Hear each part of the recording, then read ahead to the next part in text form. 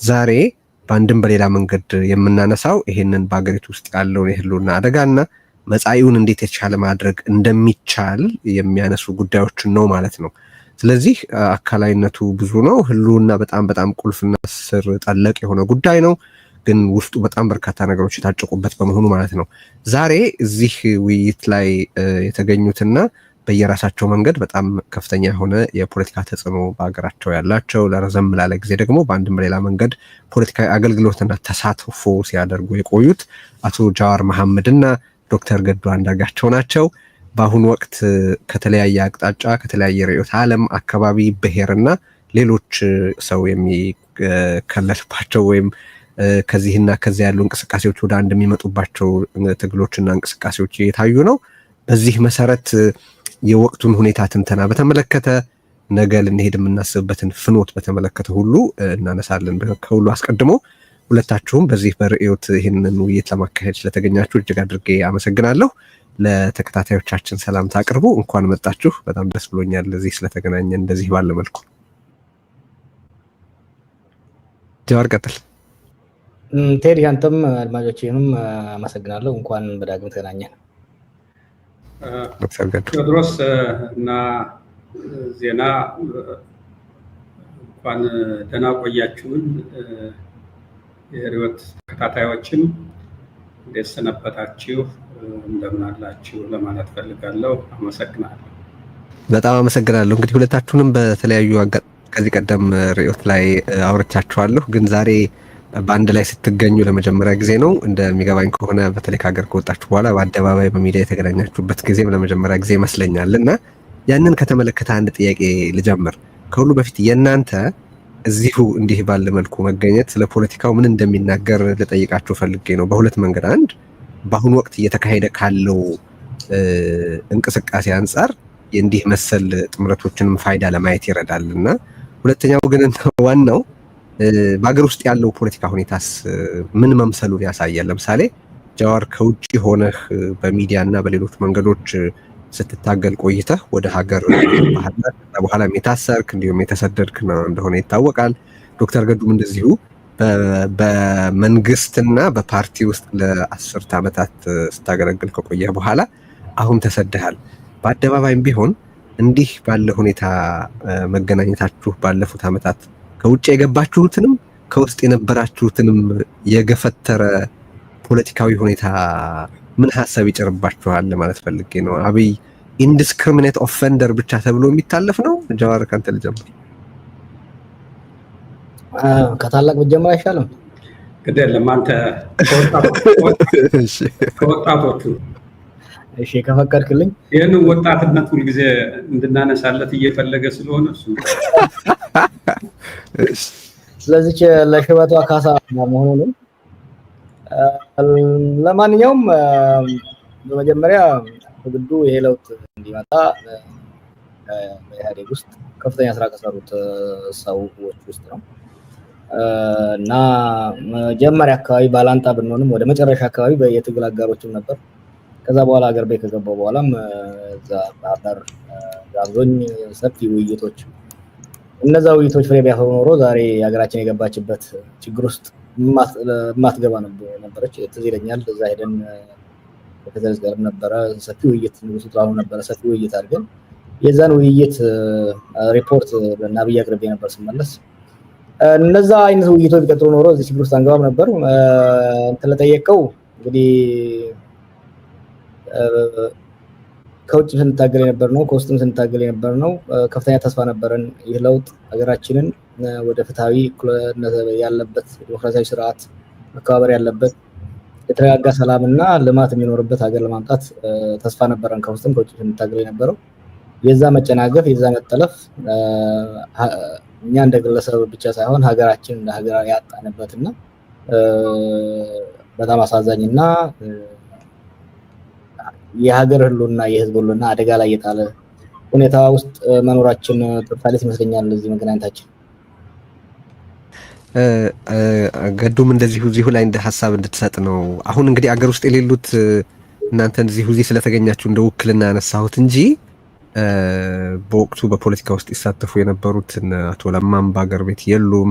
በጊዜው በሌላ አንጻር ሆኖም ቢሆን በጊዜው በህይወት የነበሩት በርካታ ባለስልጣናት ከፊሎቹ በጦርነት ተገድለዋል፣ ሌሎቹ ከሀገር ተሰደዋል ወዘተና እንደዚህ ያለ የፖለቲካ ምድረ በዳ ላይ በዚህ በ7 ዓመት ውስጥ መደረሱ የሚፈጥርብህን ሀሳብ እንድታወራለን። በጣም አመሰግናለሁ ቴድሮስ። እንግዲህ አንተም እንዳነሳው ኋላ ጀዋር እንዳለው ከጀዋር ጋር ያው እኔ በኢህአዴግነት እሱ በኢህአዴግ ተቃዋሚነት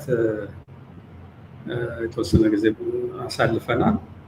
ኋላ ደግሞ ለውጥ በመጣበት ጊዜ ያለውት ዞሮ በኢትዮጵያ ውስጥ ትልቅ ችግር የሆነውን የዲሞክራሲ ስርዓት ግንባታውን ያደርጋል፣ ኢትዮጵያን ወደ ዲሞክራሲ ያሸጋግራል የሚል ተስፋ ነበረ። እኔ በበኩሌ ሌላውም የኢትዮጵያ ሕዝብ ኢንስፓየር የሆነበት ሁኔታ፣ ከፍተኛ ፍላጎት፣ ከፍተኛ ተስፋ ያሳደርንበት ሁኔታ ነበረ። በእውነቱ ለመናገር እንዲህ አይነት ፊት ኢህአዴግ የሚጎሉት ጉዳዮች እንደነበሩ ስላመን ነው ወደ ለውጥ የገባ ነው። ግን እንዲህ አይነት ምስቅልቅል ያለ ሁኔታ ይመጣል ገምተን የማናውቅ ነበረ፣ በተለይ በመጀመሪያዎቹ አካባቢ። ነገር ግን አሁን እኛንም ለስደት ሀገራችንንም ለህልውና አደጋና ህብረተሰባችንን ለስቃይ የዳረገ ሁኔታ ተፈጥሯል። እንግዲህ ዛሬ ጀዋር እና እኔ ስንገናኝ እዚህ ዞሮ የኢትዮጵያ ጉዳይ ያገባኛል የሚል ሰው ማንኛውም ሰው አገር እንዲህ ባለ ፈተና ውስጥ በሚወድቅበት ጊዜ ብዙ ልዩነቶች፣ የርዕዮተ ዓለም ልዩነት፣ በተለያዩ ጉዳዮች ላይ ልዩነት ቢኖር ቅድሚያ የሚያስፈልገው እንዴት አድርገን አገር ማዳን አለብን የሚል ነው። ልዩነትም ሊስተናገድ የሚችለው የአገር ህልውና ሲኖር ነው። የአገር ህልውና ከሁሉም በላይ ነው፣ ከፖለቲካ ልዩነት በላይ ነው እና ጀዋርና እኔን የሚያገናኘን ይሄ ይመስለኛል። እና አንዳንድ ለሀገር እንደሚጨነቁ ግለሰቦች አስተያየት እንዳላቸው ግለሰቦች በኢትዮጵያ መድረክ ላይ ፖለቲካ መድረክ ላይ ተሳትፎ ማድረግ እንደሚፈልጉ ሰዎች መገናኘታችን ወቅቱ የግድ የሚለው ነው ብዬ ነው እኔ የማስበው። እሺ እንደው ባጭሩ ሁለታችሁ ማስተያየት ብትሰጡበት የምፈልገው አብይ ልዩ ሁኔታ ነው ወይስ የስርዓቱ ፕሮዳክት ማለት ባይ ፕሮዳክት ነው? ሪሊ ክርክር ስላለ ነው።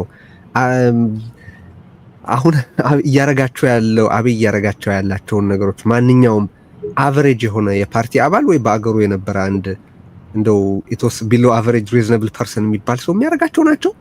አብይ ልዩ ሁኔታ ነው ወይስ የስርዓቱ ባይ ፕሮዳክት ነው የሚል አንድ ጥያቄ አለኝ። ምክንያቱም መከላከል ሲቻል ነበር ወይ? በየፊናችሁ የተለያየ ነገር ስትሉ ሰምቼ አውቃለሁኝ።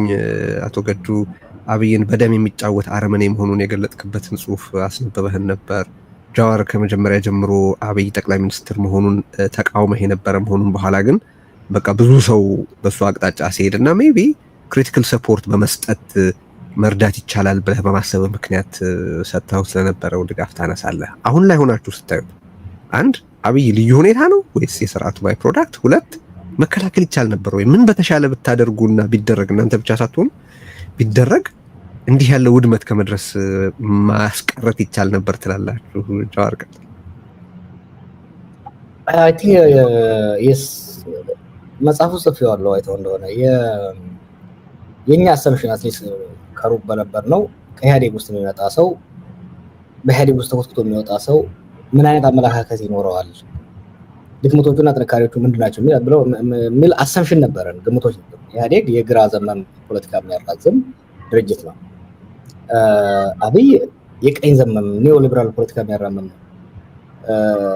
እንደዛ አይነት ሰው ከኢህአዴግ ውስጥ ይወጣል ብዬ ለመገመት ኖት ኢን ሚሊየን ይርስ በጣም ዩኒክ የሆነ አሁን ትልቆችን እናውቃለን፣ ጁኒየሮችን እናውቃለን። አጥናታቸዋል ከነመለስ ከነበረከት ከነባዱላ ከነገዱ ከነለማ ከሌሎቹም ከነደብረጽዮን ምንም እንኳን የተለያየ ልዩነት ቢኖራቸው አሁንም የነሱ የእውቀት ምንጭና የፖለቲካ ትንታኔ ምንጭ የግራው ፖለቲካ ነው እና አብይ ግን ኮምፕሊትሊ ኦፖዚት ነው። አንድ እሱ፣ ሁለተኛ የፐርሰናሊቲ ባው ሌላ ነገር ስታይ ዩኒክ ነውና መከልከል ይቻል ነበር። አይ ቲንክ እሱ ላይ ዶክተር ገዱ በስፋት ሄደበት አካባቢ ነበሩ፣ ሞክረናል። ግን እነሱም ከዛ ወዲህ እንግዲህ ከሌሎች በዛ ጊዜ ውሳኔ ከሰጡ የኢህአዴግ ሰዎች ጋር ብዙ ጊዜ ስንወያይ ይቻል ነበር፣ ግን ጊዜውን በጣም አጭር ነበር። ብዙ ሰዎች አሁን ትችት ሲያቀርቡ ፌር መሆን ያስፈልጋል። this whole thing transpired in less than a year እኮ 6 ወር ምናምን በሚሆን ጊዜ ውስጥ በጣም በፍጥነት ጊዜውን የተላለፈው አዲስ መሆኑ በፖለቲካ ፊልድ ላይ ለረጅም ጊዜ በግንባር ቀደምነት አለመታወቁ እድል ሰጥቶታል። የማጭበርበር ችሎታው ደግሞ በዛ ላይ ፕላስ ነበረ። እንግዲህ እዚህ ላይ በወቅቱ የነበሩት ሊጨምሩ ይችላሉ። እሺ ገዱ ቀጥል። እምልህ የአብይን ያመጣው የኢህአዴግ መዳከም ውጤት መሆኑ ላይ ምንም ጥርጥር የለኝም። ነገር ግን በአብይ በሚያደርገው ሁኔታና የኢህአዴግን ፖለቲካል ቫሊዩስ ወስደን በምንመለከትበት ጊዜ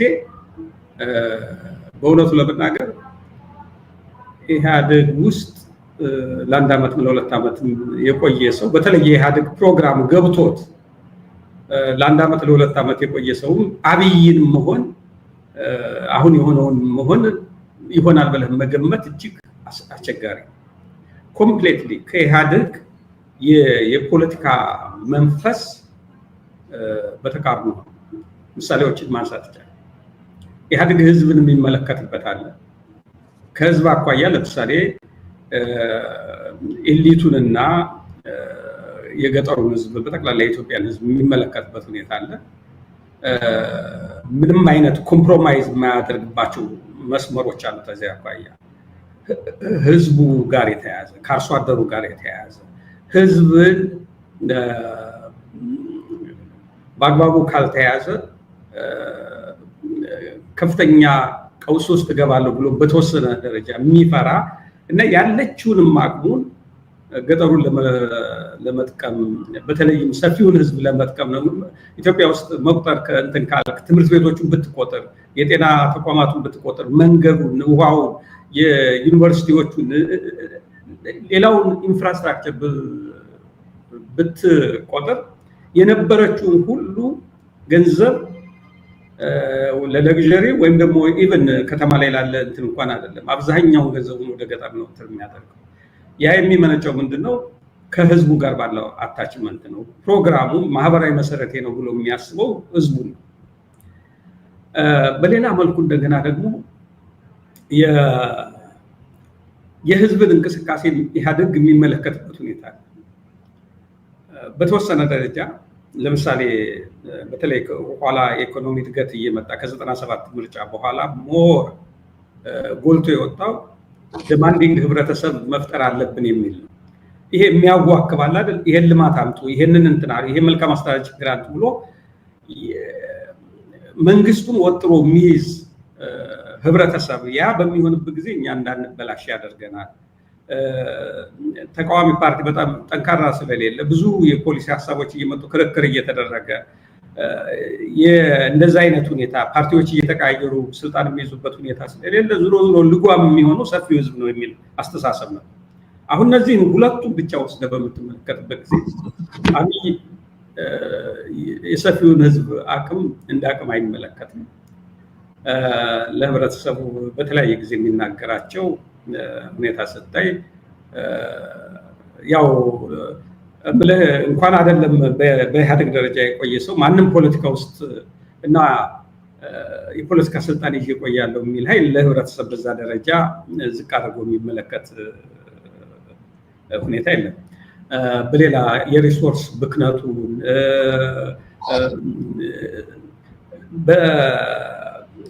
በእይታ ደረጃ በምትወስድበት ጊዜ ኮምፕሌትሊ ከኢህአዴግ ተቃራኒ ነው። በሌላ መልኩ ኢህአዴግ አሁን ወታደሩ ሄዶ ገጠር ላይ የአርሶ አደር መንደሮችን ሲያቃጥል፣ ሰብል ሲያቃጥል ስታይ ብዙ ነገሮችን በምታይበት ጊዜ ኢህአዴግ በ17 ዓመቱ የትጥቅ ትግልም ሆነ ኋላ በተለያዩ የጸጥታ ችግሮች በሚያጋጥሙበት ጊዜ አርሶ አደርን የሚመለከትበት ህብረተሰብ የሚመለከትበት ሁኔታ ልክ ነው። ዋነኛ አቀንቃኝ የተባሉ ተቃዋሚዎቹን በተለይ ከስርዓቱ ጋር እንትን ያሉትን ይዞ በፎከስ ባደረገ ሁኔታ የሚያስራቸው የተለያየ ነገር እንግልት የደረሰባቸው ሰዎች አሉ። ልክ ነው። ነገር ግን ህብረተሰብን በጅምላ የመቅጣት አስተሳሰብ እና ድርጊት ይቅርና በስብሰባዎች እና በተለያዩ መንገድ ይሄንን ኢንተርቴን የሚያደርጉ ጉዳዮች በሚንጸባረቁበት ጊዜ የነበረውን የውስጥ ትግል ለሚገነዘብ ሰው አብይ የኢህአዴግ ውጤት ነው ሊል አይችልም።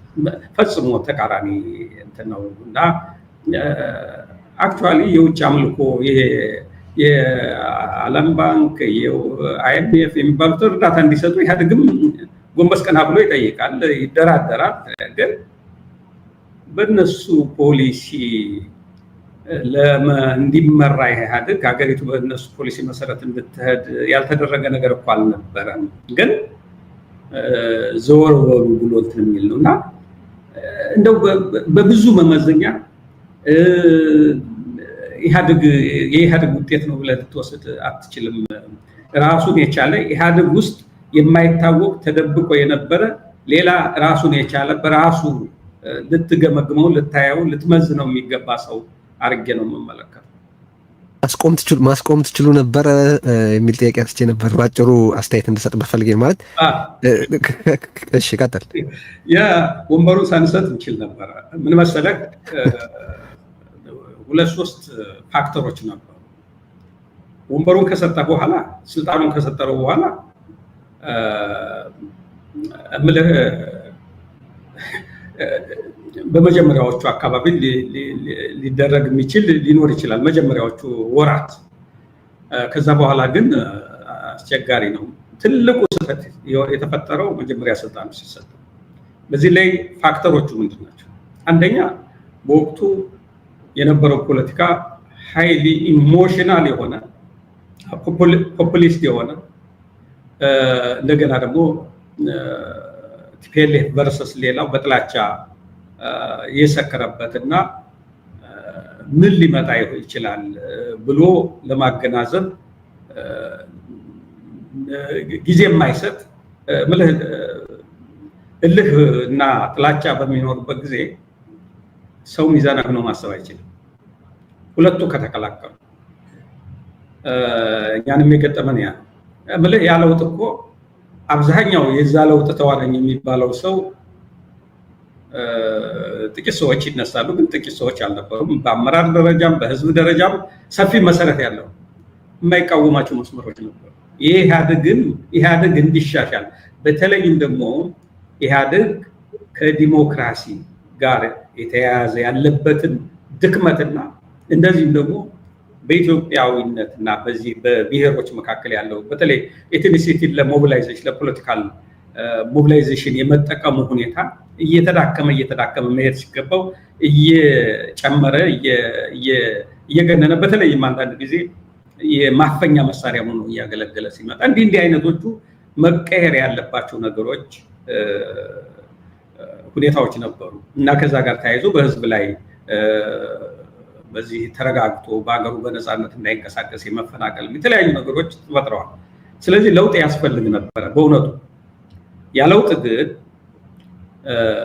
ኢህአዴግን በማሻሻል አድርጎ የኢህአዴግ መቀየር ያለባቸው ፖሊሲዎች እና በተለይም ደግሞ ፖሊሲዎቹ የሚመነጩባቸው ህገ መንግስቱን ጭምር የሚነሳበት የፖለቲካዊ ሁኔታ እሳቤዎች ሸፕ መደረግ የነበራቸው መስተካከል የነበረባቸው ነገሮች ነበሩ።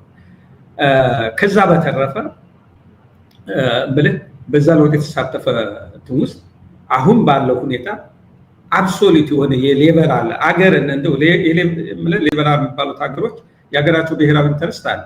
ያንን አሳልፎ አሁን ፕሬዚዳንት ትራምፕ ታሪፍ አሜሪካንን ይጎዳል ብለው ነው አይደል? የመንግስት ኢንተርቬንሽን ነው እኮ ይሄ ትልቅ ኢንተርቬንሽን ነው ማለት። አሜሪካ የበለጠ እንግዲህ ሊበራል ሀገር የለም፣ የሊበራል አቀንቃኝ ሀገር ነው። የኛ እኮ ከዚህ ሁሉ የሀገር ብሔራዊ ኢንተረስትን ሁሉ ለአደጋ የሚያጋልጡ ሁኔታዎች ናቸው የተከናወኑ። ይሄንን የሚያደርግ ለውጥ ይመጣል ብሎ ማንም የሚያስብ አልነበረም። ይሄንን ለማስቀረት እንዳልኩ ያኛው እንቅፋት ሆኗል። ጥላቻ የመሳሰሉት ነገሮች ነበሩ። ሌላ ፋክተር ደግሞ አብዛኛዎቹ የለውጡ አንቀሳቃሽ ክልል ላይ የነበሩ ሰዎች ናቸው። በተለይ አማራ ክልል አብዛኛው አመራር ስለ አብይ የነበረው ግንዛቤ በእውነቱ ለመናገር ሩቅ ነው። አብይ በረጅም ጊዜ በኢህአዴግ ውስጥ እንግዲህ ኢንተራክሽን የሚካሄድባቸው ሰው ጋር የሚተዋወቅባቸው መድረኮች አሉ። አክቲቭ ኢንቮልቭመንት ያላቸው ሰዎች የሚታወቁበት አብይ በነዛም ውስጥ አልነበረም። ስልጠናዎቹ ምናምን ወይም ደግሞ ያን ያህል ለሰው ግልጽ ሆኖ ሊታወቅ በሚችል መንገድ ነበረ ማለት አይቻልም። ያምኑ ግን ጥያቄ ያነሱ ሰዎች ነበሩ። ስሬስ የሆነ አብይ አገሩ ለመምራት የአቅምም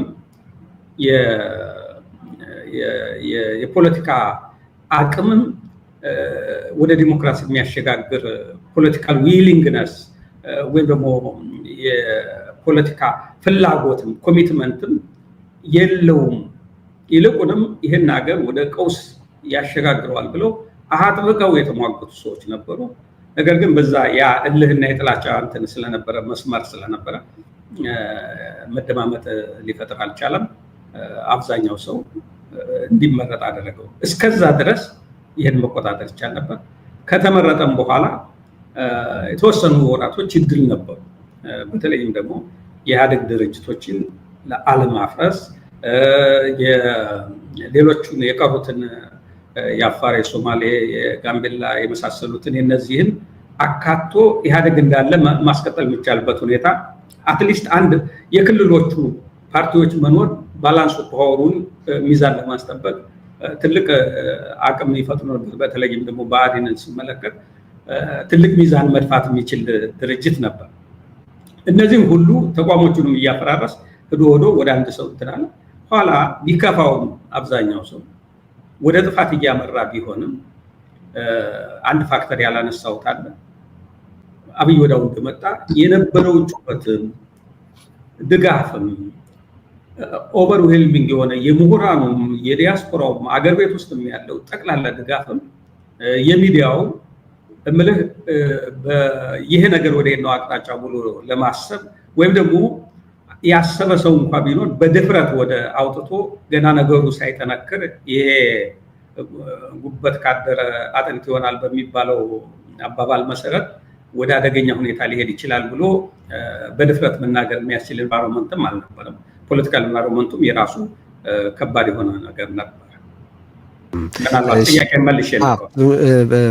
በሚገባ አንድ እንግዲህ ጀዋር እንዴ ስትጽፍ አብይን ለይታችሁ ታጠቃላችሁ የሚል ጥያቄ ከለገሰት ሁሉ በተዘዋዋሪም ቢሆን ተነስቶ የጻፍከው ነገር ነበረ። ምክንያት አለን ብለህ የዘረዘርከውን ነገር አንብቤያለሁና አሁን ስንነጋገር ግለሰብ ላይ ተተኩራላችሁ እንደዚህ የሚሉ ሰዎች አሉ።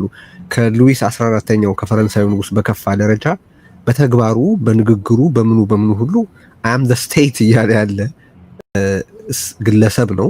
በሁሉም ጉዳዩ ላይ ራሱ ለመወሰን ራሱ የሁሉ ነገር መልካም ምንጭ፣ ማናቸውም በጎ ያልሆኑ ነገሮች ደግሞ ከእርሱ የማይመነጩ አድርጎ እንዲሳል ለማድረግ እየጣረ ያለ ግለሰብ ነው። በዚህ ምክንያት በአሁኑ ወቅት ስለ አብይ ማውራት፣ ስለ መንግስት ማውራት፣ ስለ ሀገሩ ህልውና ማውራት የሆነበት አሳዛኝ ሁኔታ ተፈጥሯል። ቅድም ያነሳት ነገር ላይ ተነስቼ ነው ጥያቄ ማንሳት የፈለኩት ባጭሩና ወደ ሌሎች ጉዳዮቻችን እንሻገራለን። ምክንያቱም ብዙ ትግልን የተመለከተ ድህረ አብይን የተመለከተ ከሁሉ ላይ ደግሞ ብዙ ቁም ነገሮች ማንሳት ስለማስብ ቅድም ቀኝ ዘመም ነው አብይ የምትል ነገር አንስተ ነበርና ሪሊ ቀኝ ዘመም ነው ወይ አብይ የሚታመንለት ርዕዮት የፖለቲካ ርዕዮት ዓለም የሚቆምለት ኮንስቲቱንሲ የሚወግንለት ሃይማኖት ወይም ብሔር ኦር ሌላ አንዳች ህብረተሰብ ሆነ አስተሳሰብ ሆነ ግብ አለ ወይ? ቀኝ ዘመም ነው ወይ? በእርግጥ ልለን የቀኝ ዘመም ያልኩበት ምክንያት ቅድም ዶክተር ገዱ ሲያስቀምጣቸው ኢህአዴግን ግራ ከሚያስቡት ነገሮች ውስጥ ለምሳሌ እንደ ኮንስቲቱንሲ ብሎ የሚያስበው ፔዛንቱን ነው፣ አርሶ አደሩንና ወዛደሩን ነው፣ የገጠሩን ማህበረሰብ ነው፣ ድሃውን ነው። ዴሊቨሪ አድርጋ አያድግ ፕሮፖር ፎከስ ናቸው። ፕሮጀክቶቹን ስታያቸው መንገድ ላይ፣ ትምህርት ቤት ላይ፣ ክሊኒኮች ላይ እነዚህም ደግሞ ከከተማ ይልቅ ገጠር ላይ ካልተሳሳትኩ የመጀመሪያ ዋናው የኢህአዴግ ፖሊሲ አግሪካልቸራል ላንድ ዴቨሎፕመንት ነው። ግብርና መር ልማት ነው። ግብርና መር ኢንዱስትሪያላይዜሽን ኤግዛክትሊ እና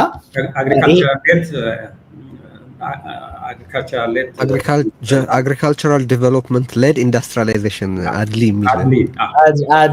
አድሊ ነው እና ከዛ በኋላ ነው ጂቲፒ 1 እና 2 የመጣው። ጂቲፒ 1 እና በፊት ፎከሱ ከመሰረቱም ማለት ነው ከመሰረቱም እነመለስም ጠንሳሾቹም የግራ ዘመን ተማሪዎች እና አስተሳሰባቸው ከዛ የመነጭ ነው። ስልጣን ከተያዘ በኋላም ግራ ዘመን ፕሮ ሩለር የሆነ ፖሊሲ አመለካከት ነው ያላቸው። አብይ ስትወስድ ገጠሩን ኮምፕሊትሊ አባንደን አድርጎታል። ካንተ ጋር ነው ነገር ስንወያይ አንድ የተናገሩ ከሆነ ከትልቅ የፖለቲካ አመራር ጋር አጠገቡ ሄደን ያኔ ገና ፋኖና ቄሮ አልታጠቁም እና ግን ይሄን ገጠሩን ያውኩት ነበር። ኧረ የፖለቲካ ኤሊቱ ሰብሰብ ብሎ ይሄ አናርኪው ሰብሰብ ማለት አለበት ስንል ምን አጨነቃችሁ? ከአዲስ አበባ 100 ኪሎ ሜትር ላይ ሬዲየስ በመከላከያ አጥረነው ግሪን ዞን ፈጥረን እንላለን። ልክ እንደ ሶማሊያና እንደ ባግዳድ ቀልዱን ነበር የመሰለን። አሁን ከዛ በኋላ የምታደርገው ኢንቨስት የሚያደርገው ምን ላይ ነው? ከተማዎች ላይ ነው። ራሱ ነው እንደዛ ያለ ራሱ። ይሄን ደግሞ ለሌላ ለብሶ ያለው ነገር ነው እና አሁን እኮ የሚያደርገውን ስታይ 4 ኪሎ ላይ 100 ኪሎ ሜትር ሬዲየስ ላይ ካላወቀው በስተቀር አሁን ያው ያወቀው ነው እንጂ ችግር የለውም። ኢንቨስትመንቱንም ተመልከተው፣ ፎከስ የሚያደርገውን ስታየው የሚሰበስባቸውን ሰዎች ተመልከት። ስለ ባህር በር ለመወያየት መከላከያን አይደለም የሰበሰበው፣ ምሁራን አይደለም የሰበሰበው፣ ነጋዴዎችን የሰበሰበው፣ ሀብታም ነጋዴዎችን የሰበሰበው።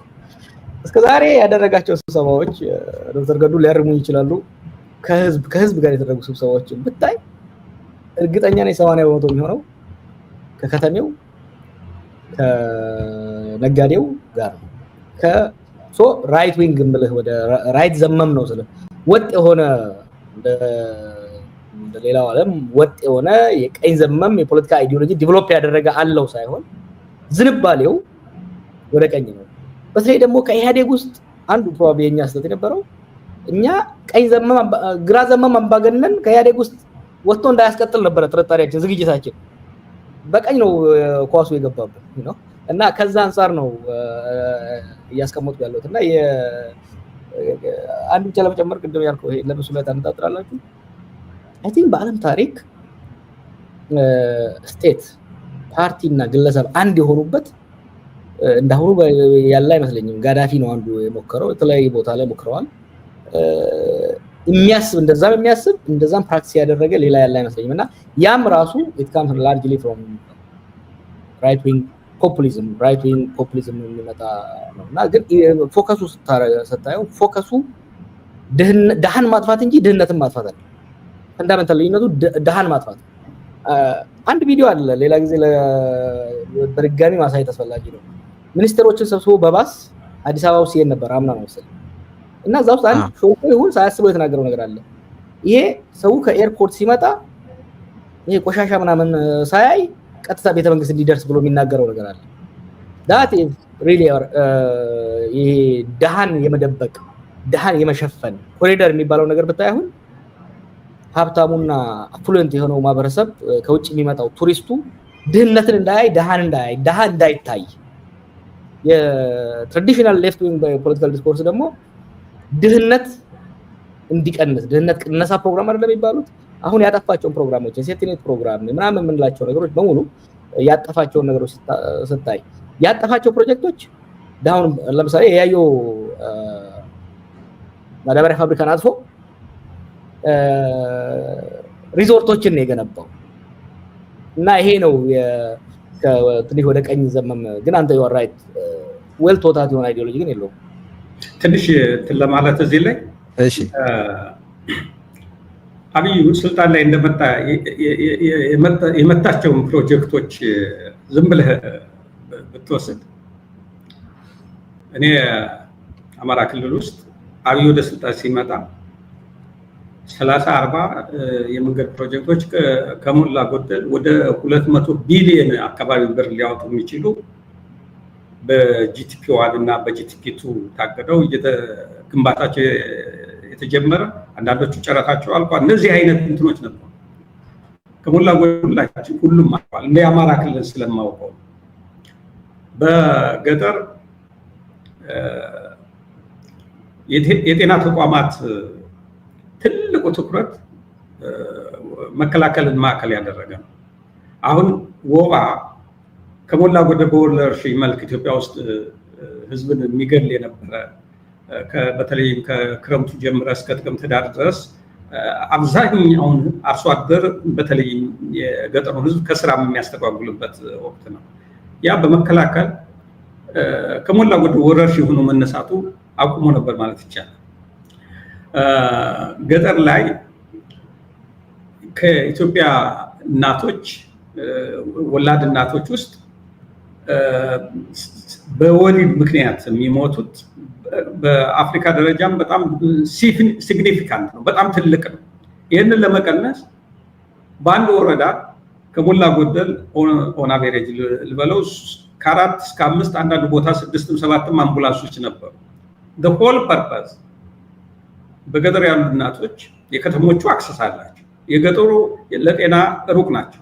ወደ ጤና ጣቢያዎች መሄድ የሚወስደውን ጊዜ ለማሳጠር አምቡላንሶች በየገጠሩ ተሰማርተው ከእነዚህ መንገዱም ቆሟል። አምቡላንሶቹ ለወታደር ቁስለኛ ማመላለሻ ሆነዋል።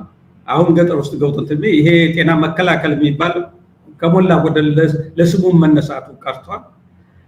ትምህርት ቤት ተጨማሪ ትምህርት ቤት እንትን አይልም። እኔ አማራ ክልል ርዕሰ መስተዳድር ሁኜ በነበረበት ጊዜ 6 ሚሊዮን ተማሪዎች በአንደኛ ደረጃም በሁለተኛ ደረጃም በኮሌጆች የሚማሩ ነው። አሁን የህዝብ ቁጥሩ በየዓመቱ እየጨመረ ነው የሚሄደው። አሁን ወደ 2.5 አካባቢ ነው። ከ3 ሚሊዮን በታች ነው እየተማረ ያለው።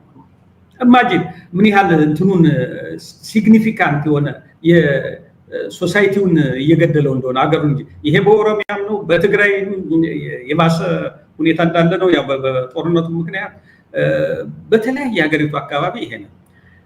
እንደ እንትን ዩኒቨርሲቲ በ15 ዓመት አካባቢ ይመስለኛል ዩኒቨርሲቲዎች ወደ 40 ምናምን እንዲያድጉ የተደረገው በምልህ ሂውጅ ገንዘብ ነው የሚፈጅ። አንድ ዩኒቨርሲቲ ማልገነባ በኔ ዘመን ብሎ ያለውን ቃሉን ጠብቆ ነው እንትን ያለ። አሁን አዲስ አለመጨመሩ ብቻ አይደለም፣ ዩኒቨርሲቲ ውስጥ ገብቶ የሚማረው ተማሪ ከሞላ ጎደል የኢትዮጵያ አርሶ አደር ልጆች ወደ ዩኒቨርሲቲ መግባት ችለው ነበር። እድሉ ተከፍቶላቸው የከተማ ብቻ አይደለም የገጠሩ። አሁን ወደ ዩኒቨርሲቲዎች ከሞላ ጎደል ባዶ ናቸው ወይም ለሌላ አገልግሎት እየዋሉ ነው ማለት ነው። ጥቂት ተማሪ ይዘው ነው። ለምን ይሄ እንደ ብሌሲንግም ተወሰደ። በጀት ቀነሳ፣ ለዩኒቨርሲቲዎች የሚመደበው በጀት ቀንሶ ለምን ዋለ? ለጎዳና እንትን ለከተማ ትኩረት ሰጥቷል ወይ ብለህ ከወሰድክ ከተማ ላይ አዲስ አበባን አሁን ወስደን እስኪ ኢህአዴግ በኋላ አብይ ከመጣ በኋላ ስንት መንገዶች ናቸው አስፋልት መንገዶች ማለት በጣም የትራፊክ መጨናነቅ ያለበት ከተማ ነው አዲስ አበባ። ስንት አስፋልት መንገዶች ተጨመሩ ብትል 2 ወይ 3 ልታገኝ ትችላለህ። ቁመዋል ማለት ነው። ይሄ የስራ ዕድል ቢፈጥር ከተሞቹን የሚያሳምር የኮብልስቶን እንትን ነበረ በጠቅላላ በሀገሪቱ እንደ እንትን የተወሰደ በጣም ከተሞችን የሚያሳምር ማለት ነው። ከሞላ ጎደል ቁመዋል። በጥቃት ቀጥተኛ ጥቃት የደረሰበት ኮንዶሚኒየም ነው። ኮንዶሚኒየም ለአብዛኛው ዝቅተኛው ነዋሪ እና ለከተማው ነዋሪ ህዝብ እጅግ ጠቃሚ የሆነ እንትን ነው ፕሮጀክት ነው። ይሄ ፕሮግራም ጥቃት ከደረሰባቸው ናቸው እና እኒህን ወስደህ ህዝብን ማዕከል ያደረገ ለህዝብ የሚሰራ ነገር የለም።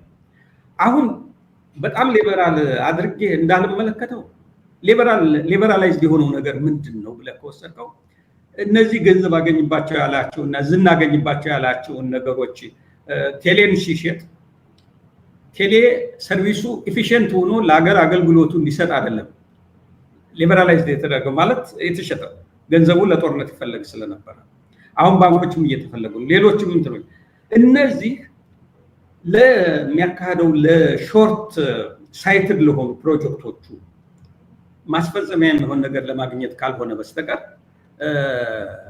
ሊበራል የሊበራሊዝም እኮ አንዱ ቁልፉ መመዘኛ ህግ ነው አይደል? ሎ ኤንድ ኦርደር። ኢትዮጵያ ውስጥ እኮ ዋነኛው ህግ ጣሽ መንግስት ነው እና እኒህን ወስደን ስታየው ከሊበራል ከሳቤም አንፃር ስፍራ አይኖረውም። ከዛም አንፃር ቦታ የለውም። አጓጉል መንግስት ያለን አጓጉል አስተሳሰቡ ቅዠት እኮ ነው። አንድ የሆነ ነገር አቋም አምነህበት ዛሬም ተናግረው ነገ የምታድርለት የምትውልበት የምትቀጥለው ሀሳብ ቢኖር ወስደህ ከአንደኛው ጋር ካራክተራይዝ ልታደርገው ትችል ነበር።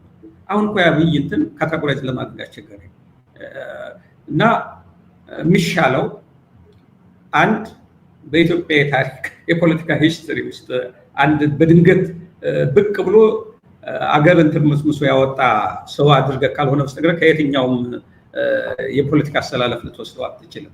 ኦፍኮርስ ይህንን የፈጠረ የፖለቲካ መድረክ ለዚህ የተመቸ ሁኔታ የፈጠረው ዞሮ ዞሮ የሀገራችን ፖለቲካል ኢኮኖሚ ያለበት ውስንነት ነው ማለት ይቻላል።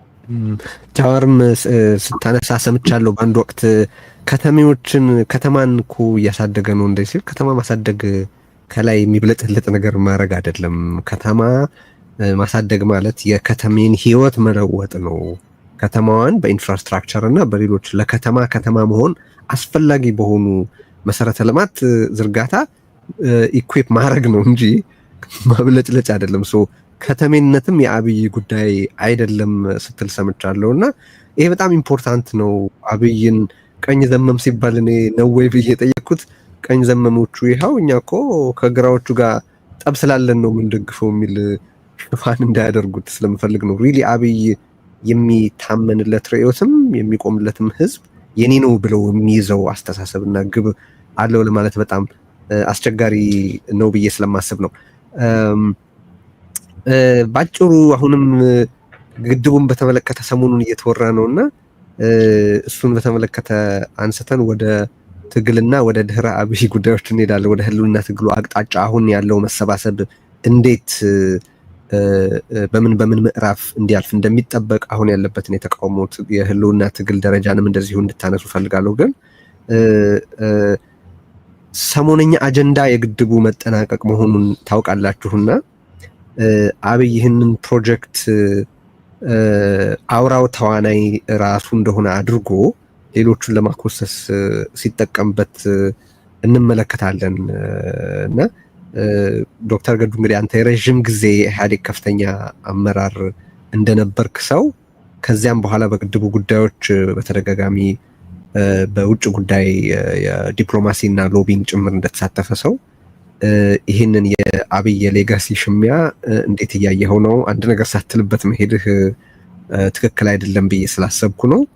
ሁለተኛ ጃዋርም ከዛ ቀጥሎ ግድቡን በተመለከተ ሳያስቆመው ሳያጠፋው እዚህ ስለደረሰ ራሱ የሆነ ክሬዲት ልንሰጠው ይገባ ይሆናል ሌሎቹን ካደረገው አኳያ ስትል ሰምቻለሁና ይሄ ግድብ አብይን ተፋልሞ የደረሰ አብይን ተዋግቶ የደረሰ ፕሮጀክት ነው ብዬ ነው የማስበው። እኔ ቆስሎ ነው የደረሰው። ኦሪጂናሊ ከታሰበበት መጠንና ፋይዳ አንጻር ካየ ነው ከአብይ ጋር ተፋልሞ ህዝቡ ልብ ውስጥ ስለነበረ አብይን ፋይት አድርጎ እዛ የደረሰ ግድብ ነው እንጂ በአብይ ፍላጎት እዚህ የደረሰ ግድብ አይደለም የሚል ሀሳብ አለኝና ሪሊ እዚህ ዝርዝር ውስጥ መኖር ያለበት ማለት ስለፈጸማቸው ጥቃቶች በብሔራዊ ጥቅምም ሆነ በግድቡ ላይ ስለፈጸማቸው ጥቃቶች ያሉን ሀሳቦች እንድታጋራ ነው። ገዱ ባንተ መጀመር እንችላለን። እሺ እንግዲህ የህዳሴ ግድብን በተመለከተ አገራዊ ፕሮጀክት በመሆኑ ኢትዮጵያን አሁን ያለነውም ወደፊት የሚመጣው ጄኔሬሽን የሚኮራበት ግድብ ስለሆነ መጠናቀቁ አገራችንንም ህዝባችንን በጠቅላላ የኢትዮጵያን በጎ እድገት የሚመኝ ሁሉ ሊያስደስት የሚገባው ጉዳይ ነው። በዚህ ረገድ እኔም በመጠናቀቁ በጣም ደስ ብሎኛል። ከዛ በተረፈ ግን ግድቡ እንግዲህ ሲታቀድ ምንድን ነው ግቦች ነበሩት። አንደኛው ክሊር የሆነው ግቡ ኢትዮጵያ ብዙ የውሃ ሀብት አላት፣ ከውሃ ሀብቷ ትጠቀም በእውቀትም በገንዘብ እጥረትም እና በሌላ በውጭ ባለ ጫናም በዋናነት ግን በውስጣዊ ሁኔታው ምክንያት ሳትጠቀም ትኖራለች። ይሄን አሁን የውሃ ሀብቷ የዛ ወቅት ጠላት ተደርጎ የተፈረጀው ድህነት ስለነበረ ከድህነት መውጫ አንድ ቁልፍ መሳሪያ ተደርጎ ነው ግድቡ የታቀደው። ማንንም መጥቀም መጉዳት ሌላ አይደለም። ታሳቢው የኢትዮጵያ ሕዝብን ከድህነት የማላቀቁ እንቅስቃሴ የተቀጣጠለበት ጊዜ ስለነበረ ደግሞ የኃይል ጉዳይ እጅግ የኃይል አቅርቦት እጅግ ወሳኝ የነበረበት ሁኔታ እየተፈጠረ ስለመጣ የህዳሴ ግድብን መገንባት ለተጀመረው ጸረ ድህነት ትግል ትልቅ ሚና ይኖረዋል በሚል አንደኛው እሳቤ እና ዋናው ይሄ ነው። በሁለተኛ ደረጃ ፖለቲካዊና ዲፕሎማሲያዊ ግቦችም ነበሩት ከጂኦፖለቲካ አኳያ። በዚህ በህዳሴ ግድብ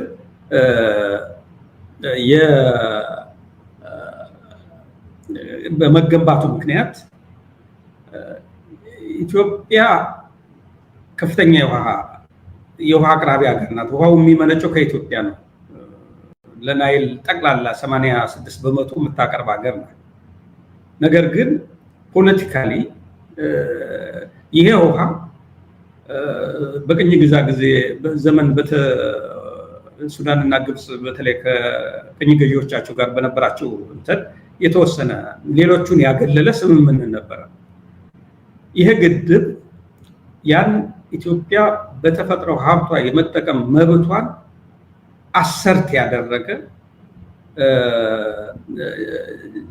ዲፕሎማሲያዊም ጂኦፖለቲካዊ ትርጉምም የነበረው ትልቅ ፕሮጀክት ነው። በሶስተኛ ደረጃ ይሄ የህዳሴ ግድብ ግንባታ የኢትዮጵያን ተጠቃሚነት ብቻ አጉልቶ የሚያወጣና የኢትዮጵያን መብት ለማስመር ብቻ ሳይሆን በጠቅላላ የናይል ተፋሰስ ሀገሮችን ሰክሰስፉሊ ኢትዮጵያ ሞቢላይዝ ያደረገችበት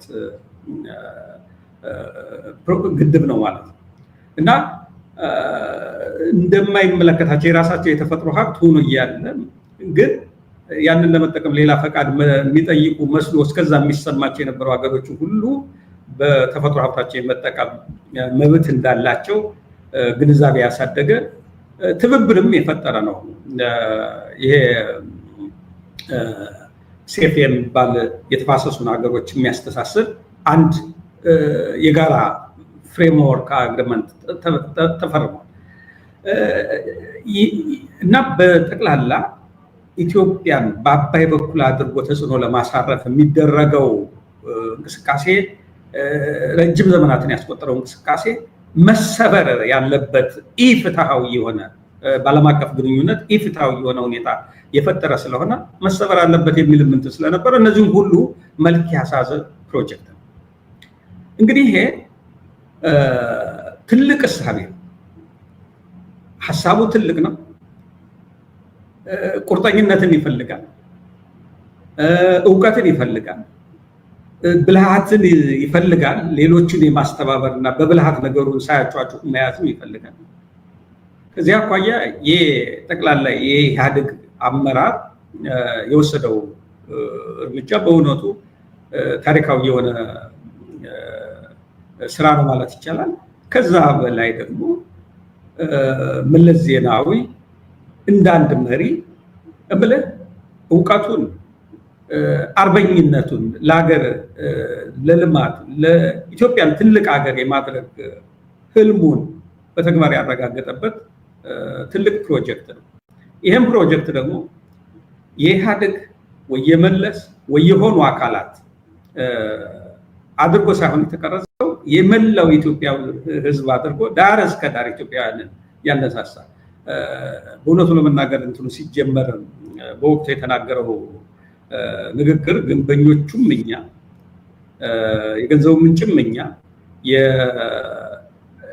የመሐንዲሶቹም እኛ የሚለው እንትን እና ለኢትዮጵያ ህዝብ ነው ኮሊንግ ያጠር እንትን ያለው እና ያ ህዝብ ዳር እስከ ዳር ዲያስፖራ እንኳን ሆስታይል የነበረው ለኢህአዴግ ተቃዋሚ የነበረው በዚህ አጀንዳ ዙሪያ በከፍተኛ ሁኔታ ሞቢላይዝ የሆነበት ሁኔታ እና ህዳሴ ግድብ እንዳንድ ፕሮጀክት ብቻ ሳይሆን እንዳንድ ኢትዮጵያውያንን ከሚያግባቡ በጋራ ሞቢላይዝድ ከሆኑባቸው ጥቂት ጉዳዮች ምናልባትም እንደ አድዋ ይሄ የሀገርን ነፃነት በማስከበር የመሳሰሉት ድሎች ጋር አብረን ልታየው የምትችል እንዳለ መታደል ሆኖ አሁን እኔም ሰማኋቸው ሲናገሩ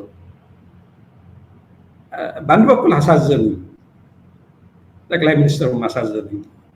ምን ያህል የቅቡልነት ውድቀት እንደገጠመው በዚህ በህዳሴ ግድብ ተንጠልጥሎ ያ ደግሞ እኮ ሀምብል በሆነ መንገድ ትህትና በተሞላበት መንገድ ቢያደርገው የኢትዮጵያ ህዝብ ክሬዲቱን የሚነሳው አይደለም። እሱ የነበረውን አስተዋጽኦ ክሬዲቱን አይነሳው ነበር። አሁን የመለስን ሚና እንኮንስሱ በግንባታው በመለስ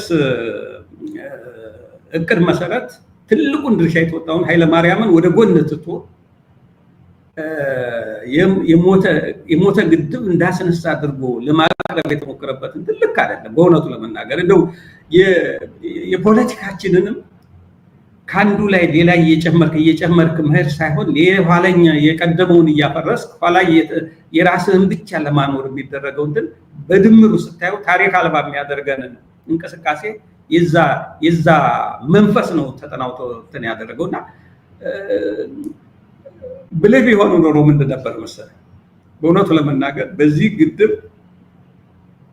የመለስ ዜናዊ የዲፕሎማቲክ ችሎታ፣ ቁርጠኝነት፣ አርቆ አሳቢነት እና ጀግንነት በእውነቱ ለመናገር ድፍረት ያንን ማዕከል አጉልተው ከዛ ቢጠጉ የተወሰነ ክሬዲት ያገኙ ነበር። አሁን ግን ኦልሬዲ እኮ ይህንን ግድብ የመለስም ሳይሆን የመላው ኢትዮጵያውያን የጋራ ፕሮጀክት ተደርጎ ከሰው አእምሮ ውስጥ ከእያንዳንዱ ኢትዮጵያዊ አእምሮ ውስጥ እንዲገባ ተደርጎ ኢትዮጵያውያን ከምንም በላይ የሚንከባከቡት፣ የሚጠይቁት፣ የሚመለከቱት የጋራ ፕሮጀክታቸው ነው። የህዳሴ ፕሮጀክት የተባለበትም በዛ ምክንያት ነው እና ይሄንን ከህዝብ ነጥላ አሁን እናንተ እኮ ብዙ ያዋጣችሁ እንዳይመስላችሁ ትንሽ ናት ከዚህ ግባ የምትባል አይደለችም። ለማጣጣል የህዝቡንም ድርሻ በማጣጣል የመንግስትንም ማነው የወቅቱን የነበረውን የመንግስት ጥረትንም የሚያጣጣል ከመለስ ዜናዊ ቀጥለህ በዚህ ግድብ ላይ ስመኘው በቀለን እንደው እንዲህ አድርገው ወደ ጎን ልትለው አትችልም። ኢንጂነር ስመኘው እነዚህ የሀገር ባለውለታዎችን አክብረህ እነሱ ደግሞ የጀመሩትን ጨረስኩ ብትል ምንድን ነው የሚጎል? ክብረ ቢስነትና ይሄ ያልጀመርከውንም እኔ ጀምሬያለሁ ይሄ ለመግለጽ በጣም አስቸጋሪ የሆነ ከህዝብ ነጥቀ ከባለቤቶቹ ነጥቀ ለግልህ ለማድረግ አለማፈር ይሄ ሸምፉል እኮ እንትን ነው፣ ፖለቲካል ክራይም ነው እና ትንሽነትም ነው የሚያሳየው። የሌሎች ጥረት ዲስሚስ አድርገው ወይ ደግሞ አሳነሰ ያንተን እንደውም ብዙ ጥያቄ የሚነሳበትን ሚናህን ከመጠን በላይ ለጥጦ አጉልቶ ለማሳየት የተደረገው ጥረት ሪዲኩለስ ነው የሚል ሀሳብ ነው ያለኝ። ጀዋር እዚህ ላይ ቀደም ያነሳሁት ነጥብ ነበረ። ከአብይ ጥቃት እንዴት ጠቅልሎ ላይ ቆም ቻለ ግድቡ የሚለውን በተመለከተ አስተያየት እንድትሰጥ ፈልጌ ነው። ለምን መሰለ ይሄንን የምልህ በተለያየ ጊዜ አሁንም የሚካሄደው ትግል መጀመሪያ መግቢያችን ላይ እንዳነሳ ነው የህልውና ትግል ሆኖ ህዝብንም አገርንም ከአብይና ከቢጤዎቹ ለመጠበቅ ወይም ለማትረፍ እየተደረገ ያለ ትግል ነው። አገርን ለማፍረስ በጣም ከፍተኛ ጉዳት ያደረሰ ግለሰብ ይህንን ግድብ ጠቅልሎ ማስቆም እንዴት ሳይችል ቀረ? ወለጋ አካባቢ በአንድ ወቅት ሄደህ የአካባቢ ራሱን ከመቻል አልፎ ለብዙ ሌሎች አካባቢዎች ሊያቀርብ የሚችለው ብዙ አይነት ምርት የነበረው አካባቢ ረሃብ የማያውቅ የነበረ አካባቢ ረሃብ እስከ ማጋጠም የደረሰበት ውድመት ያደረሰ ፖሊሲ የተከተለ ሰው ከመጣ ጀምሮ መጀመሪያ በኦሮሚያ ቀጥሎ በትግራይ ከዛ በአማራ ክልል ከዛ በሌሎችም ቦታዎች ሰላም አለ ሊባል የሚችልበት ሁኔታ እንዳይኖር ያደረገ ብዙ የተጀመሩ ፕሮጀክቶች ያስቆመ በህብረተሰብ መካከል ያለን ማንኛውንም ስንጥቅ እየተጠቀመ ግጭት የሚፈለፍል በቅርቡ የሚያነሳው ለምሳሌ በኦሮሚያና በሶማሌ ክልል መካከል የተፈጠረውን ግጭት ሁሉ ማንሳት እንችላለንና ነባር የተባሉ ፕሮጀክቶችንም ነባር የተባሉ እሴቶችንም ነባር የተባሉ ማት ነገሮችን ያወደመ ሰው ይሄንን ፕሮጀክት ጠቅልሎ ማስቆም እንዴት ሳይችል ቀረ? በምን ምክንያት ሰርቫይቭ አደረገ ግድቡ ባንተ እይታ? ድሮ ልጆነን ዝናብ ሲዘንብ ወይም ማታ ላይ ስለ ጅብ አይወራም። ዝናብ ሲዘንብ ስለ ምንድነው የሚባለው በቃ ይሄ በዝናቡ ውስጥ የሚወርደው ሰው የሚመታው ነገር ስለሱ አይወራም፣ ይመታል ተብሎ ይፈራልና እኔ አበይ ይሄን ግድብ ያስቆመዋል የሚል በጣም መጥፎ ፍራቻ ነበረኝ ከመጀመሪያው ጀምሮ። ምክንያቱም ጉዳዩ ሲነሳ በጣም አጣጥሎ ነበረ፣ ስለአስፈላጊነቱም ስለተሰራው ስራም በጣም አጣጥሎ ነበር የሚናገረው። ሁለተኛ ይሄ ግድብ ብቻ ሳይሆን ትልልቅ የተጀመሩ ፕሮጀክቶች ነበሩ። እውነት ነው ሚስማኔጅድ ሆነዋል፣ በሙስና ተዘፍቀዋል። መሆን የነበረበት እነዚህ ትልቅ ገንዘብ የፈሰሰባቸውና ሀገርን ሊቀይሩ ትራንስፎርም ሊያደርጉ የሚችሉ የጂቲቪዋና የጂቲቪ2 ውስጥ የተጀመሩ ፕሮጀክቶች እኔም ተችቻቸዋለሁ። ሙስና ነበረ፣ ሌብነት ነበረ፣ ሚስማኔጅመንት ነበረ።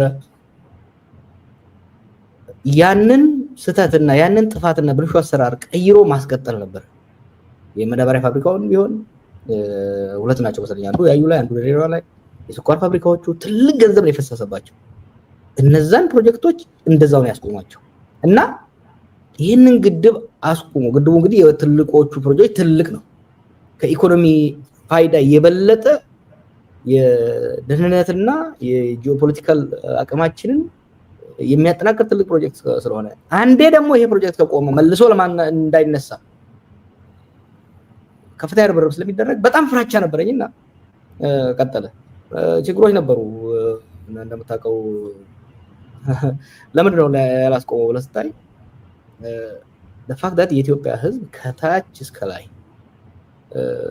ለዚህ ግድብ መገንባት የአመራር ሚናውን እንመለስና ለሌሎቹ ቢወስዱ ቦንዱን በ50 ብር የሚሆን በ50 ሚሊዮን የገዛው ሰው በዛ በአስቸጋሪ ሁኔታ ውስጥ እቃ ሲያመላልስ የነበረው ሾፌር፣ ሲጠብቅ የነበረው ወታደር፣ ኢንጂነር ስመኘውን ጀምሮ ሌሎቹ የገነቡት ሁሉ ክሬዲት አላቸው።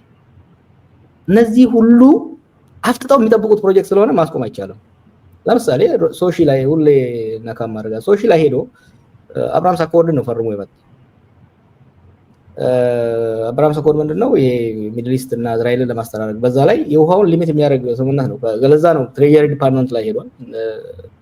በኋላ ላይ በስንት ርብርብ ነው ከዛ ስምምነት መውጣት የተቻለው። ያም ሆነ ይሄን ፕሮጀክት ሳያስቆም ፕሮጀክቱ እዚህ ደረጃ በመድረሱ ክሬዲት ያገኝ ነበር፣ አጠፋው። እኔ በኩል ለምሳሌ የገርድ ጉዳይ የህዳሴ ግድብ ጉዳይ ፖለቲሳይዝ አይሆንም የሚል ነበርኩ። ገና ኢህአዴግን ስታገር ራሱ በተቻለ መጠን የገርድን ጉዳይ አቦይድ ለማድረግ ሞክር ነበር። አሁንም በዚህ በምርቃቱ ላይ ካፒታላይዝ ለማድረግ እየሞከሩ መሆኑን እያየው ዝም ለማለት ነበር። ያን ኢንተርቪው ካየው በኋላ ግን አጥወለወለኝ። it was disgusting። ምክንያቱም ይሄ ፕሮጀክት እውን ሊሆን የቻለው አመቺ ሁኔታ ስለተፈጠረ ነው። ከኢህአዴግ በፊት የነበሩ መንግስታትም እኮ ይሄንን ፕሮጀክት መገንባት ይፈልጉ ነበር። የንጉሱ ደርግም መገንባት ይፈልግ ነበር። ያልቻሉት የኢኮኖሚ እጥረት ብቻ ስላላቸው አልነበረም። የግብጽ ጫና በጣም ከባድ ነበር። ደጋግሜ እንደምለው ግብጽ በሶስት መንገዶች ነው እኛ በናይል ላይ በአባይ ላይ ያለንን መብታችንን ጥቅማችንን እንዳናስከብር ነው ተከላከለው። የውስጥ ግጭቶችን በማባባስ ከጎረቤቶች ጋር በማጋጨት ኢንተርናሽናል ዲፕሎማሲ ላይ የኢንተርናሽናል ፋይናንሲንግ እንዳናገኝ ኢንተርናሽናል ዲፕሎማሲ ጫና በማውጣት መለስ በ2011-2012 አካባቢ ላይ በውስጥ የጨቋኝና አፋኝ ስርዓትን ቢኖር ኢንተርናል ስታቢሊቲ መፍጠር ችሎ ነበር።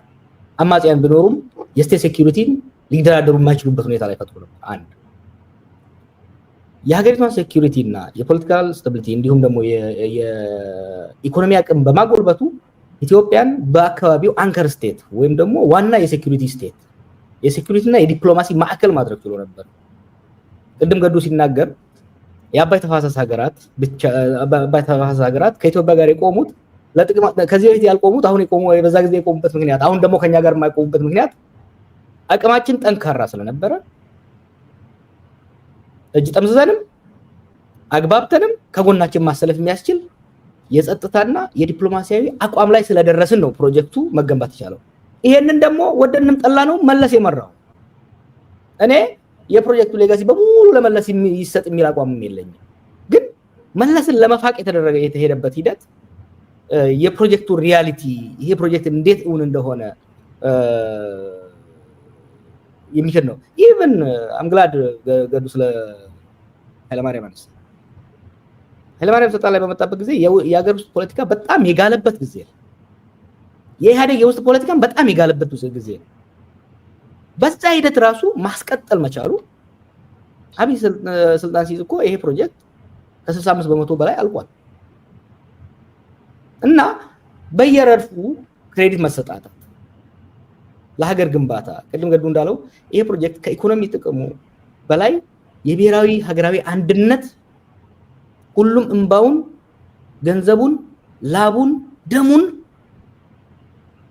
ያስገባበት ስለሆነ በመጨረሱ ብቻ ሊመሰገን ሲገባው ከሱ በፊት መሰረቱን ያስቀመጡት ትልቁን ስራ የሰሩትን ሰዎች ለማጣጣል የሄደበት ሁኔታ ፌር ብቻ አይደለም፣ የፕሮጀክቱን ትርጉም የሚያበላሽ። ለኔ ይሄ ፕሮጀክት ትላንት ከመሳጊያ ስንወያይ መብራት እንኳን አንድ አምፑል እንኳን ባያበራ ውሃውን መቆጣጠር መቻላችን ከፍተኛ የሆነ የስትራቴጂ ጠቀሜታ አለው። ዛሬ ግብጽ እንደ ድሮ አፍንጫችን ይዛ ልትመራን አትችልም። የውሃውን መያዝ መቻላችን ከፍተኛ ሚና ይሰጠናል። ያ ብቻ አይደለም፣ እንደ ሀገር በሀገር ገንዘብ፣ በሀገር ዕውቀት፣ በሀገር አመራር ይህንን ያክል ማሲቭ ፕሮጀክት መጨረሳችን የሀገራዊ ኩራት ነው። የሀገራዊ አንድነትና የሶሻል ኮሄሽን ሲምቦል ነው። በመንግስት ደረጃ ደግሞ ይሄ ነገር ፕሮጀክት ሲቀርብ በዛ መልኩ ነው እንጂ መቅረብ ያለበት ከሱ ጋር ማያያዝ። ለምንድን ነው በዚህ ብቻ አልቻለ? ለምንድን ነው እንደዚህ የሚያደርጉ? ከድሮም ጀምሮ መለስን በመታገል ነው የፖለቲካ ጥርሴን የሰበርኩት።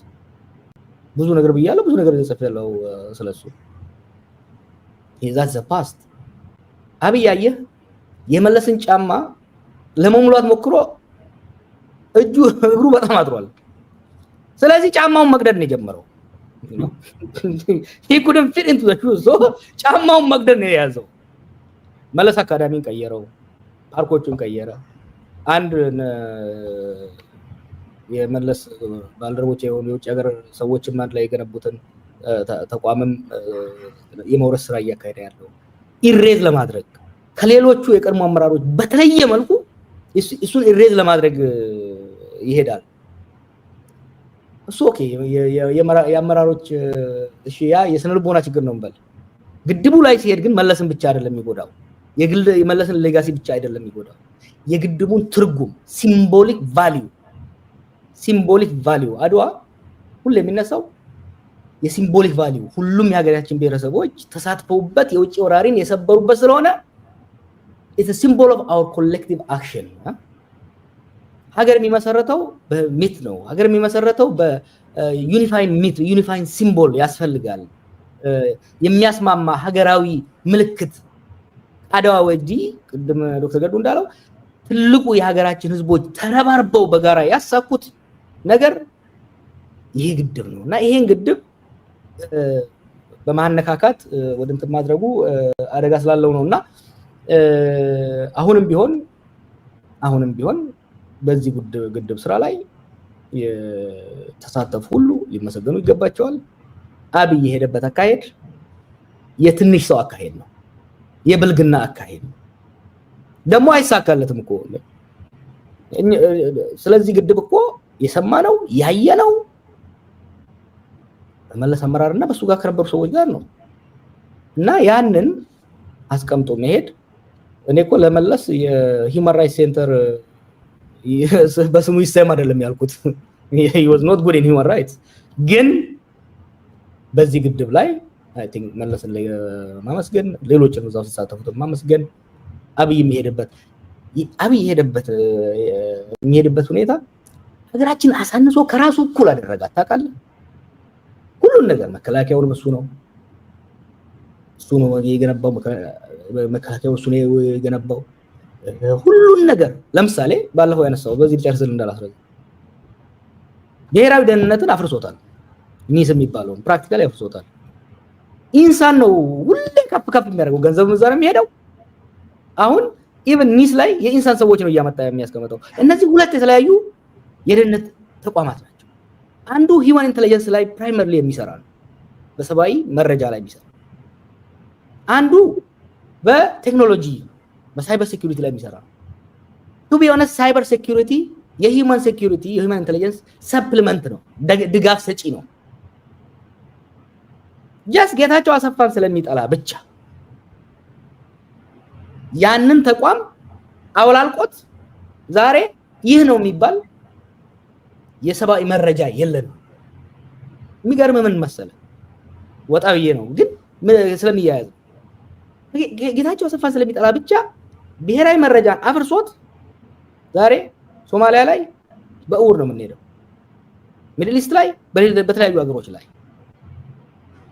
አይደለም እንደ ኢትዮጵያ በዴታ የኦንላይን ዴታ የሳይበር ዴታችን በጣም ሊሚትድ የሆነ ተውና በጣም የገዘፉት እንደ አሜሪካ ያሉት የስለላ ድርጅቶቻቸው ዛሬም ቢሆን ትልቁን ኢንቨስትመንት የሚያደርጉት በሂውማን ኢንተለጀንስ ላይ ነውና ግድቡን ብቻ አይደለም ሰዎችን የሚጠላቸውን ሰዎች ወይ ደግሞ ሊተካቸው አልችልም ብሎ የሚያስበውን ሰዎች ተቋሞቹን ከነሱ ጋር ያጋረጥና እነዛን ተቋሞች ማፍረስ ነገር አለው ስለዚህ ነው ግድቡ እንኳን ተረፈልን ለማለት ያህል ነው ሰው ቀውስ የሚፈጥረው አብይ አቅም ስላጣ ነው ወይስ ቀውስ ከቀውስ ውጪ ሊኖር ስለማይችል ነው do you see any method in the madness በጎም ባይሆን እንደው እስቲ ባጭሩ ይንገር አቅም ማነስና በራስ አለመተማመን ትልቁ ምክንያት አንዳንዴ አቅም ሲያንስህ አቅም እንዳነሰ አውቀህ በዛ በጎደለ ለመሙላት